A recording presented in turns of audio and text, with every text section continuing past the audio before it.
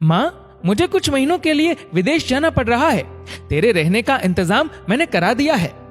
तकरीबन 32 साल के अविवाहित डॉक्टर सुदीप ने देर रात घर में घुसते ही कहा, बेटा, तेरा विदेश जाना जरूरी है क्या? माँ की आवाज में चिंता और घबराहट झलक रही थी। माँ, मुझे इंग्लैंड जाकर कुछ रिसर्च करनी है। वैसे भी कुछ ही महीनों की तो बात है, सुदीप ने कहा। जैसी तेरी इच्छा, मरी सी आवाज में माँ बोली और छोड़ आया सुदीप अपनी माँ प्रभा देवी को पड़ोस वाले शहर में स्थित एक वृद्धाश्रम में। वृद्धाश्रम में आने पर शुरू में हर बुजुर्ग के चेहरे पर जिंदगी के प्रति हताशा और निराशा साफ झलकती थी, पर प्रभा देवी के चेहरे पर वृद्धाश्रम में आने के बावजूद कोई शिकन तक न थी। एक दिन आश्रम में बैठे कुछ बुजुर्ग आपस में बात कर रहे थे। उनमें 2-3 महिलाएं भी थी। उनमें से एक ने कहा, डॉक्टर का कोई सगा संबंधी नहीं था क्या जो अपनी माँ को यहाँ छोड़ गया? तो वहां बैठी एक महिला बोली, प्रभा देवी के पति की मौत जवानी में ही हो गई थी। तब सुदीप करीब 4 साल का था। पति की मौत के बाद प्रभा देवी और उसकी बेटी को रहने और खाने के लाले पड़ गए। तब किसी भी रिश्तेदार ने उनकी मदद नहीं की। प्रभा देवी ने लोगों के कपड़े सिल कर अपने बेटे को पढ़ाया। बेटा भी पढ़ने में बहुत तेज था, तभी तो वो डॉक्टर बन सका। वृद्धाश्रम में करीब 6 महीने गुजर जाने के बाद एक दिन प्रभा देवी ने आश्रम के संचालक रामकिशन शर्मा जी के ऑफिस के फोन से अपने बेटे के मोबाइल नंबर पर फोन किया और कहा, सुदीप, तुम हिंदुस्तान आ गए हो या अभी इंग्लैंड में ही हो? माँ, अभी तो मैं इंग्लैंड में ही हूँ, सुदीप का जवाब था। 3-3, 4-4 महीने के अंतराल पर प्रभा देवी सुदीप को फोन करती। उसका एक ही जवाब होता, मैं अभी वही हूँ, जैसे ही अपने देश आऊंगा तुझे बता दूंगा। इस तरह तकरीबन 2 साल गुजर गए।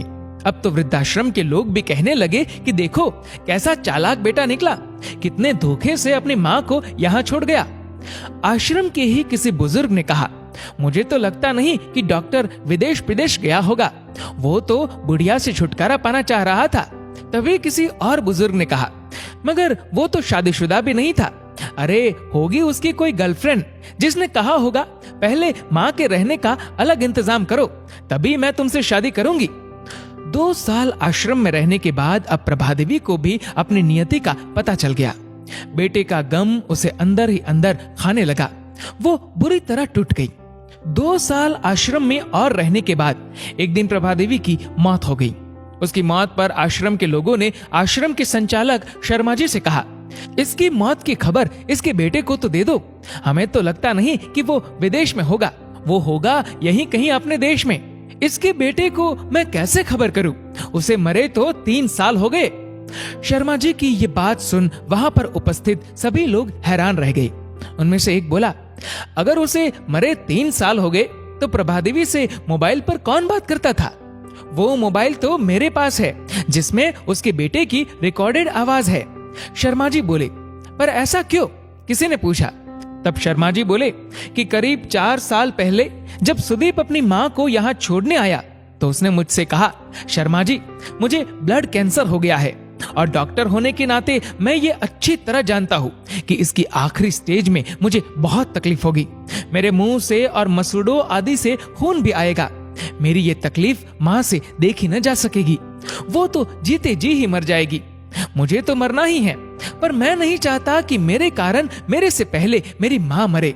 मेरे मरने के बाद 2 कमरे का हमारा छोटा सा फ्लैट और जो भी घर का सामान आदि है वो मैं आश्रम को दान कर दूंगा।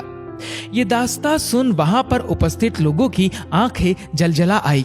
प्रभा देवी का अंतिम संस्कार आश्रम के ही एक हिस्से में कर दिया गया। उनके अंतिम संस्कार में शर्मा जी ने आश्रम में रहने वाले बुजुर्गों के परिवार वालों को भी बुलाया। माँ बेटे की अनमोल और अटूट प्यार की दास्तान का ही असर था कि कुछ बेटे अपने वृद्ध माता पिता को वापस घर ले गए। दोस्तों, इस वीडियो को लेकर आपकी क्या राय है नीचे कमेंट करके जरूर बताएगा। और अगर आपको वीडियो अच्छा लगा हो तो इस वीडियो को लाइक करेगा, शेयर करेगा ज्यादा से ज्यादा लोगों तक। और ऐसे ही और भी इंस्पिरेशनल वीडियोस के लिए सब्सक्राइब करें हमारे यूट्यूब चैनल को और फेसबुक पर फॉलो करें हमारे पेज को। धन्यवाद।